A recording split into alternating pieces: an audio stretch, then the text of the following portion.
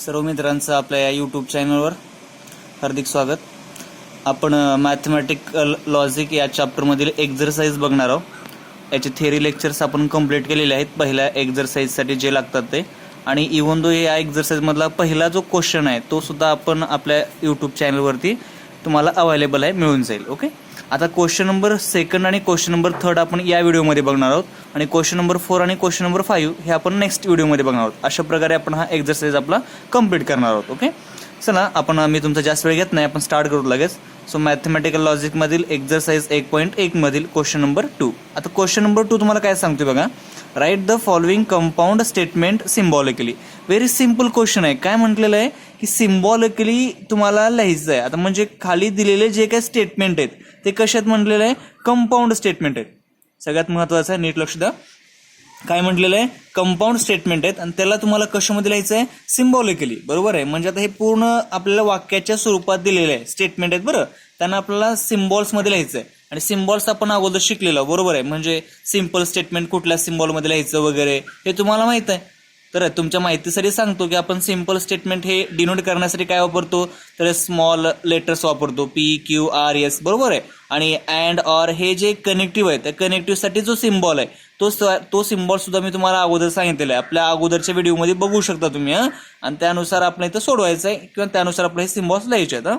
तरी मी तुम्हाला सांगत असताना प्रत्येक गोष्ट सांगत जाईन, लक्ष नाही का.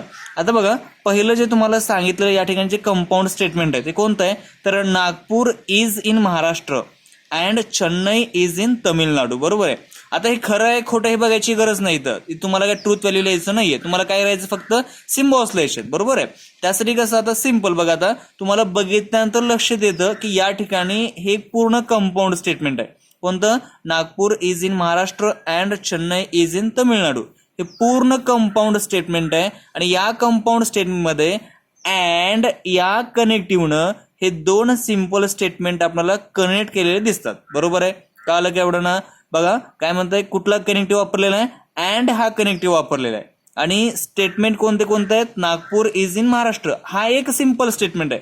दुसरा कोणता आहे, चेन्नई इज इन तमिळनाडू. एवढं कळलं. मग त्या दोघांना आपण वेगळं लेटर वापरू शकतो ना.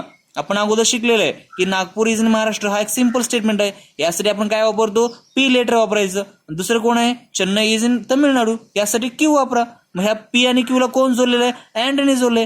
अँडचं पण सिम्बॉल तुम्हाला माहित आहे, मग तेच लिहायचं या ठिकाणी. बघा, याचा आन्सर लिहित असताना कसं लिहायचं, स्टार्टिंगला आपल्याला आपण लिहू शकतो की समजा लेट म्हणजे समजा P इज द म्हणजे P आहे. कोण आहे P, आता पहिलं स्टेटमेंट कुठलं स्टेटमेंट आहे ते लिहायचं इथं, Nagpur is in Maharashtra. Okay, कळलं का. आणि दुसरं स्टेटमेंट कोणतं आहे आपलं, हे बघा, ह्याला Q म्हणा आपण. बरोबर आहे का. Q हे आपलं सेकंड स्टेटमेंट आहे. कोणतं आहे, चेन्नई इज इन तमिळनाडू. मग ते लिहायचं का या ठिकाणी, तर Chennai is in Tamil Nadu. Okay, आता हे दोन स्टेटमेंट आहेत, कोण, P आणि Q. आता हे नागपूर इज इन महाराष्ट्राला आपण काय म्हणलो, P म्हणलो, आणि चेन्नई इज इन तमिळनाडू ह्याला काय म्हणलो, Q म्हटलो. बरोबर आहे. हे दोघं कोण जोडले, अँडनी. मग अँडचं सिम्बॉल तुम्हाला माहित आहे, कुठला सिम्बॉल अँडचं का, हे सिम्बॉल आपण शिकला अगोदर. मग तेच लिहायचं या ठिकाणी, बघायचं की सिम्बॉलिक फॉर्म. कसं सिम्बॉलिक फॉर्म तिथं P अँड Q झालं.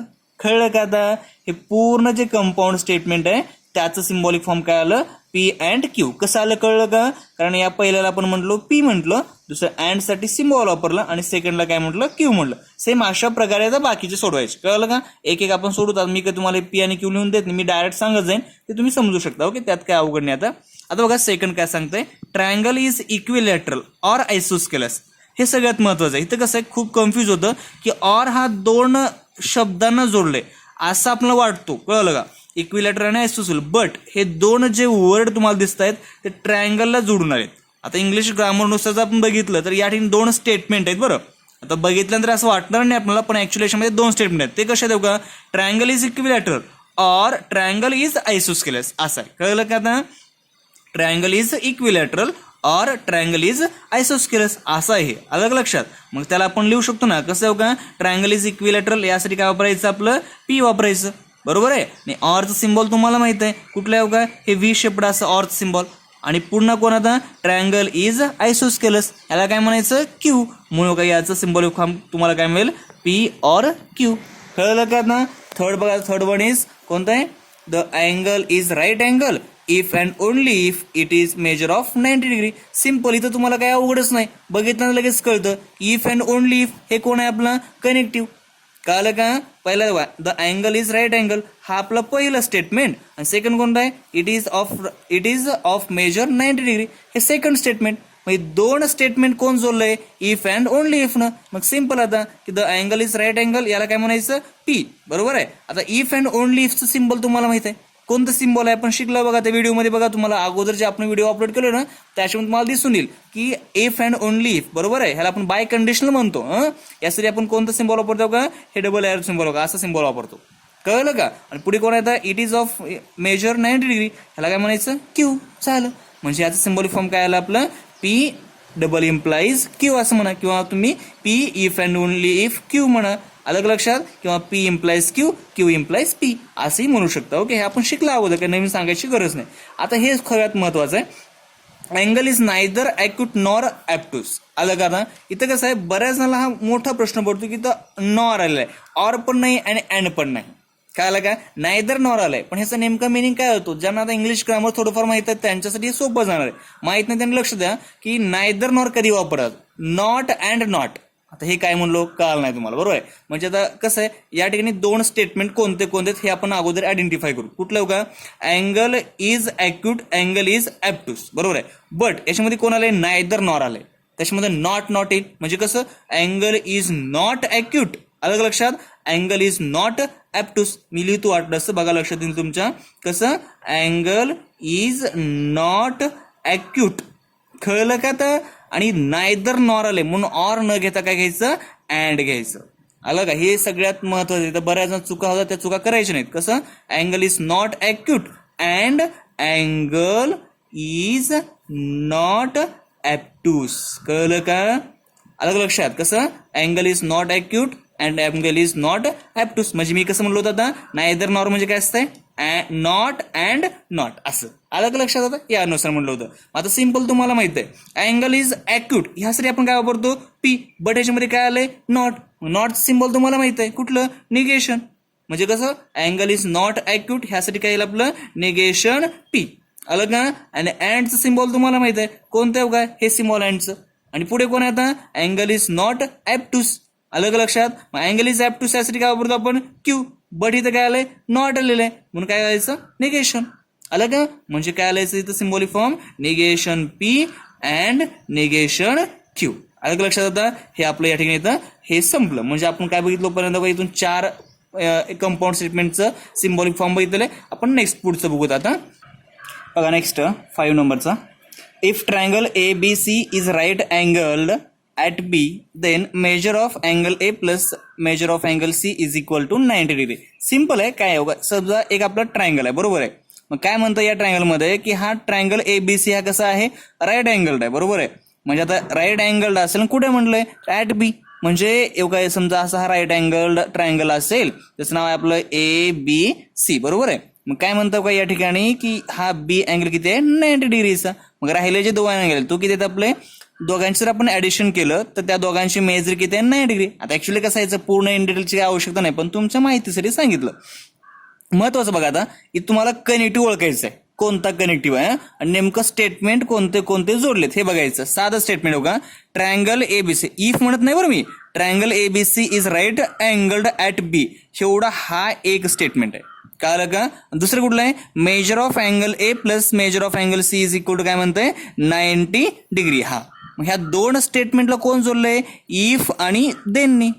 कळलं का? म्हणजे इफ देननी हे 2 स्टेटमेंट इथं कनेक्ट केलेले आहेत. मग तुम्हाला माहिती आहे अगोदर आता की triangle ABC is right angled at B, ह्याला काय म्हणायचं आपण, पी म्हणायचं. म्हणजे पहिलं स्टेटमेंट पी आहे, दुसरं कोणतं आहे, क्यू आहे. मग तेच, मग ह्या दोघांना कोण जोडलंय, इफ देननी. मग इफ देन साठी सिम्बॉल तुम्हाला माहिती आहे कुठला, साधा आपला ॲरो. मग तेच ॲरो वापरायचं, पी ॲरो क्यू. ह्याला वाचायचं कसं, पी इम्प्लाइज क्यू. झालं. कळलं का? याचं सिम्बॉलिक फॉर्म. ओके. नेक्स्ट बघा, number 6, Hima Das wins gold medal. बरोबर आहे. हिमा दास एक नाव आहे, हे काय करतंय, गोल्ड मेडल जिंकतं, म्हणजे विन्स गोल्ड मेडल. कधी, if and only if she runs fast. कळलं का? मग इथं कनेक्टिव्ह कोण आहे, इफ अँड ओनली इफ. हा लॉजिकल कनेक्टिव्ह आहे, इफ अँड ओनली इफ. अलग लक्षात. मग ह्यांना कोण जोडलेलं आहे आता? हे जे लॉजिकल कनेक्टिव्ह आहे हे दोन स्टेटमेंटला जोडलेलं आहे. कोणत्या? Hima Das wins gold medal, ह्याला म्हणायचं पी. बरोबर आहे. आणि त्या लॉजिकल कनेक्टिव्हसाठी कोणत्या? इफ अँड ओनली इफ साठी कोणता एरो आपल्याला? हा डबल एरो, हा सिम्बॉल वापरायचा. आणि पुढे कोण आहे? शी रन्स फास्ट, का ह्याला काय म्हणायचं? क्यू स्टेटमेंट झालं. म्हणजे पी डबल इम्प्लाइज क्यू, हे याचं काय झालं? Symbolic form. पुढे बघा आता, x is not irrational number. बरोबर आहे. But is a square of an integer. आता बट आलाय, बट या दोन स्टेटमेंटला जोडले. कुठल्या? X is not irrational and x is, इथं ऍक्च्युली असं स्टेटमेंटमध्ये नाही आहे एक्स इज म्हणून नाही, पण त्याला जोडलेलं आहे बटने, त्यामुळे इथं एक्स वापरलं नाही आहे. पण आपण तिथं काय कन्सिडर करायचं? एक्स आहे म्हणायचं. X is a square of integer. काय आलं का? मग आता एक्स इज नॉट इरेशनल, आता नॉट आलेलं आहे म्हणजे काय आलं? निगेशन. मग कुणाचं निगेशन आहे? एक्स इज इरेशनल, ह्याला काय म्हणायचं आता इथं? पी, म्हणून निगेशन पी आलं. आणि इथं बट म्हणजे काय असतं? अँड. थोडक्यात लक्षात ठेवा. आलं का? बट, एट, हे, वेनेवर असे जर शब्द आले मोरेवर वगैरे तर त्यासाठी काय वापरायचं? अँड वापरायचं. ओके. म्हणून निगेशन पी अँड. पुढे कोण आहे? Is a square of an integer. बरोबर. इथं काय नॉट काय आलं का? नाही. नुसतं काय करायचं? क्यू म्हणायचं. म्हणून तुम्हाला याचं सिम्बॉल फॉर्म मिळतंय negation P and Q. Okay. ह्या शब्द बघा. Next question 3. आता क्वेश्चन 2 आपण कम्प्लीट केलेलं आहे. क्वेश्चन 3 काय सांगतोय? Write the truth value of following. बरोबर आहे. म्हणजे काय सांगितलेलं आहे? ट्रूथ व्हॅल्यू तुम्हाला लिहायचे आहेत. आता ट्रूथ व्हॅल्यू म्हणजे ट्रू आहे का फॉल्स आहे. सिंगल स्टेटमेंट असेल तर आपण सरळ सांगू शकतो, पण इथं आता कंपाऊंड स्टेटमेंट आहेत. कंपाऊंड स्टेटमेंटच्या ट्रूथ व्हॅल्यू लिहायचे आहेत आपल्याला. काय म्हणतंय? नंबर 1, 4 इज ऑड और 1 इज प्राईम. आता इथं लिहावं लागतं बरं अगोदर. पी कोणता आहे? आता साधव का? हे स्टेटमेंट कुठलं आहे आपलं? पी आहे. 1 इज प्राईम हे कोण आहे? क्यू आहे. बरोबर आहे. वाटलंच मी तर लिहू शकतं किंवा इथं P is the, 4 is odd, पुन्हा आणखीन क्यू इज द. क्यू कोणता आहे आपलं इथं? 1 इज प्राईम असं लिहावं लागतं. पुन्हा यांचं सिम्बॉलिक फॉर्म लिहायचं. सिम्बॉलिक फॉर्म कोणतं येतं इथं? 4 इज ऑड, ह्याला आपण पी म्हटलं म्हणजे आता इथं पी स्टेटमेंट आलं. ऑर साठी सिम्बॉल तुम्हाला माहित आहे ते वापरायचं. आणि 1 इज प्राईम हे कसं काय आपलं? क्यू आहे म्हणून क्यू लिहायचं. म्हणजे याचं सिम्बॉलिक फॉर्म काय झालं? P or Q. ओके. आता ट्रूथ व्हॅल्यू लिहायचं. ट्रूथ व्हॅल्यू कसं लिहायचं बघा. आता पहिल्यांदा पीचे लिहायचं. पीची पी स्टेटमेंट कसं बघा? 4 इज ऑड. आता हे ट्रू आहे का फॉल्स आहे? तुम्हाला लगेच कळतं ना. 4 हे विषम संख्या म्हणताय, हे कसं आहे? फॉल्स आहे. मग फॉल्स लिहायचं. कळलं का? म्हणजे काय लिहिलं पहिल्यांदा इथं आपलं फॉल्स म्हणजे एफ. ओके. पुढे काय म्हणतात? हे ऑरला ऑर लिहायचं. आता क्यू कसं आहे? 1 इज प्राईम. आता 1 ही प्राईम नंबर आहे का? नाही. 1 ही प्राईम ही नाही आणि कंपोजिट नाही. कळलं का? आता पण इथं काय म्हणलेलं आहे? प्राईम म्हणलेलं आहे. म्हणजे कसं आहे? पण आता फॉल्स. म्हणजे कसं आला देखो इथं? False or false. मग आता आपण मागच्या व्हिडिओमध्ये याच्याबद्दल पूर्ण माहिती बघितलं होतं. ह्या ऑरचे, अँडचे, इफ देनचे म्हणजे कंजक्शन, डिसजेक्शन, इम्प्लिकेशन, डबल इम्प्लिकेशन, ह्या सगळ्यांचे आपण ट्रूथ टेबल बघितलेत. त्या ट्रूथ टेबलमध्ये तुम्हाला आठवत असेल डिसजेक्शन मध्ये म्हणजे ऑर मध्ये जर एफ ऑर एफ असेल तर त्याच्या इज इक्वल टू काय असतं आपलं? एफ. कळलं का? म्हणून हे पूर्ण जे स्टेटमेंट आहे याची ट्रूथ व्हॅल्यू ही तुम्हाला काय मिळेल? आपली एफ येईल. कळलं का? मला यायचं इथं की the truth value of given statement is a false. आलं का लक्षात? एफ म्हणजे कोण? फॉल्स असं. बघा नेक्स्ट बघा आता 64 इज अ परफेक्ट स्क्वेअर. आता ही आहे का? तुम्हाला लगेच बघितलं लक्षात येतं की अगोदर हे करा की 64 इज अ परफेक्ट स्क्वेअर. ह्यासाठी काय वापरतो आपण? पी वापरायचं. आता अँडचं सिम्बॉल तुम्हाला माहित आहे ते सिम्बॉल वापरा. 46 इज अ प्राईम नंबर. ह्यासाठी काय वापरणार तुम्ही? क्यू वापरणार. मग आता ट्रूथ व्हॅल्यू बघायच्यात. आता 46 is a prime number, 64 is a perfect square. बरोबर आहे. मग आहे का 64 परफेक्ट स्क्वेअर? आहे. कुणाचा आहे? 8चा. बरोबर ना? 8चा स्क्वेअर किती असतो आपला? 64. म्हणजे काय आलं? आता ट्रू आलं. कळलं का? अँडला अँड. आता क्यू कसं आहे? 46 इज अ प्राईम नंबर. आहे का? नाही. कळलं का? हे 46 हे मूळ संख्या आहे का? नाही ना. त्याच्यामुळे हे कसं येतं आपलं इथं? फॉल्स. मग तुम्हाला माहित आहे टी अँड एफ म्हणजे T true and false is equal to हे काय असतं आपलं? फॉल्स असतं. हे त्या ट्रूथ टेबलनुसार तुम्हाला ते ट्रूथ टेबल तुम्ही बघितला पाहिजे अँडचा, त्यानुसार तुमचं लक्ष देऊन जाईल. म्हणून हे जे पूर्ण स्टेटमेंट आहे हे पूर्ण स्टेटमेंट काय आलं? आपलं फॉल्स आलं. ओके. हे अशा प्रकारे तुम्हाला सॉल्व्ह करावं लागतं हे. आता 5 इज अ प्राईम नंबर. यासाठी काय वापरणार तुम्ही? इथं पी वापरणार. अँड. बरोबर आहे. अँड सिम्बॉल अँड वापरा. 7 डिवाइड्स 94. बरोबर आहे. ह्यासाठी आपण क्यू वापरतो. हे आधी सिम्बॉलिक फॉर्म लिहून घ्यायचं बरं. असं तुम्ही आधी लिहा पी कोणता आहे, क्यू कोणता आहे, मग सिम्बॉलिक फॉर्म लिहा पूर्ण. मी आता जास्त वेळ जातो म्हणून लिहित नाही, असं डायरेक्ट करतोय.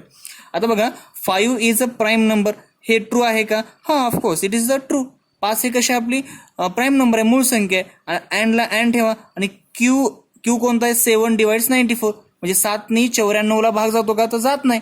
तुम्ही भाग घालून बघू शकता ते पॉसिबल आहे का नाही ते, म्हणून ते कसं येतं आपलं फॉल्स येतं. ओके, म्हणून T and F is equivalence to काय असतं? आपलं एफ असतं. त्याच्यामुळं हे पूर्ण जे स्टेटमेंट आहे कोणतं? 5 is a prime number and 7 divides 94, हे पूर्ण स्टेटमेंट कसं येतं? आपलं फॉल्स येतं. ओके, नेक्स्ट बघा आता, it is not true that. ह्यासाठी सिम्बॉल आता it is not true that म्हणजे काय असतं? निगेशन. डायरेक्ट लिहून टाकतो मी आधी. It is not true that म्हणजे काय असतं? आपलं निगेशन असतं. ओके, पुढे कोण काय म्हणतात? 5 - 3i is a real number. ह्यासाठी काय आपण आता बघा 5 - 3i is a real number, यासाठी आपण पी वापरू सिम्बॉलिक फॉर्म मध्ये. कळलं का? म्हणजे निगेशन पी हे आपलं याचं सिम्बॉलिक फॉर्म आलं. मग आता याचं आपण ट्रूथ व्हॅल्यू लिहू. निगेशनला निगेशन आहेतच ठेवा. आता पी हे वाक्य ट्रू आहे का फॉल्स आहे बघा बरं. 5 - 3i is a complex number आहे. 5 - 3 आहे काय आहे? कॉम्प्लेक्स नंबर आहे. इथं काय म्हटलेलं आहे? रिअल नंबर, म्हणजे कसं आहे आता हे फॉल्स आहे.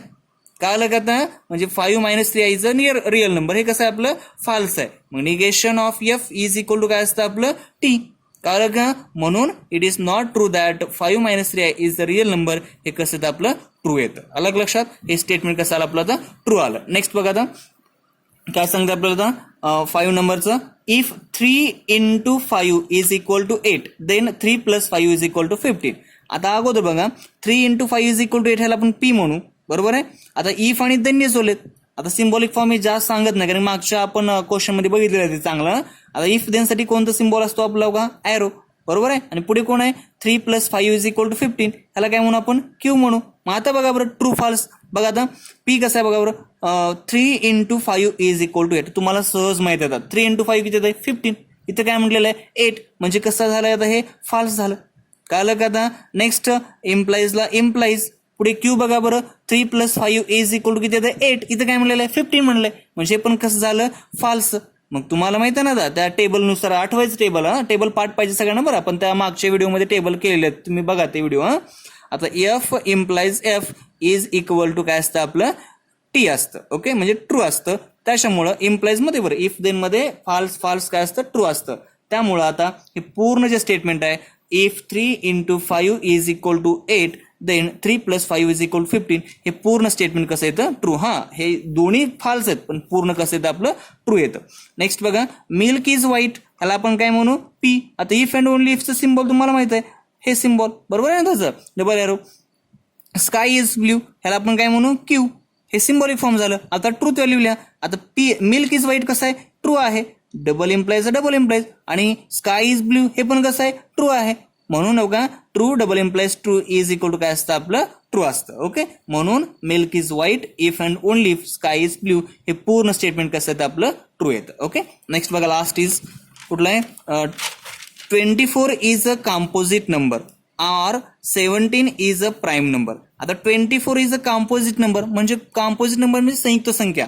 आता 24ला मोर दॅन 3 नंबर्सनी डिवाइड होते ना 24, त्याच्यामुळे हे वाक्य कसं येतं? अगोदर आपण याचं सिम्बॉलिक फॉर्म लिहू. 24 इज अ कॉम्पोजिट नंबर, यासाठी मी पी लिहितो.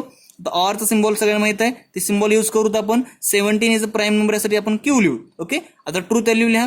24 इज अ कॉम्पोजिट नंबर, हे ट्रू आहे का? Of course it is the true, कारण हे 24 कॉम्पोजिट नंबर आहे, संयुक्त संख्या आहे ती. ऑरला or 17 is a prime number. Of course 17 is a prime number, म्हणजे 17 ही प्राईम नंबर आहे. ओके, मग हे पण काय आलं? ट्रू आलं. मग ट्रू ऑर ट्रू काय येईल आपलं इथं? ट्रू येईल. त्याच्यामुळं हे पूर्ण जे कंपाऊंड स्टेटमेंट आहे हे काय येतं? आपलं ट्रू येतं. ओके, आता अशा प्रकारे आपण या पहिल्या एक्झरसाइज मधला क्वेश्चन नंबर 2 आणि 3 कम्प्लीट केलंय. आता पुढच्या व्हिडिओमध्ये आपण क्वेश्चन नंबर 4 आणि 5 हे कम्प्लीट करू. Okay, so today's we stop here. सगळ्यांनी आपल्या व्हिडिओला सबस्क्राईब करा, लाईक करा, आणि काही अडचणी असतील तर कमेंट करा. आणि तुम्हाला असेच जर व्हिडिओ बघायचे असतील तर आपल्या या चॅनलला सगळेजण सबस्क्राईब करा. Okay, so thank you. Stop here.